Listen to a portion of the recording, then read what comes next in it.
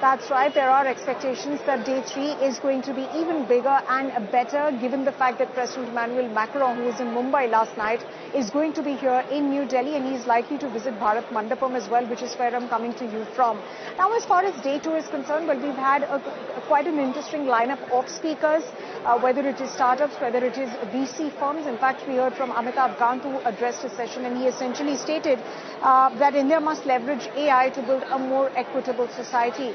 In fact, IT Minister Ashwini Vaishnav also held a press briefing, in fact, wherein he answered a whole host of questions. He stated that India is looking at investments worth $200 billion in the space of AI over just the next 2 years. And these investments will be across the stack of AI. So whether it's in infrastructure, whether it's in applications and the other key pillars.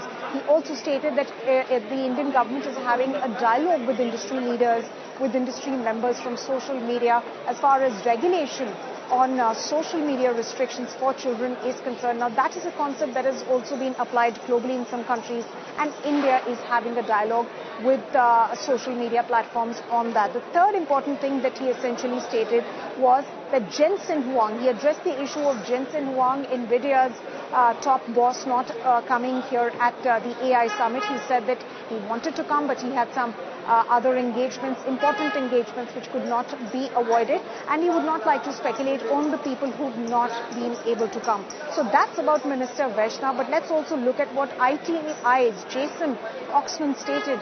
He hailed India's infrastructure, he hailed India's democratization model as far as AI is concerned.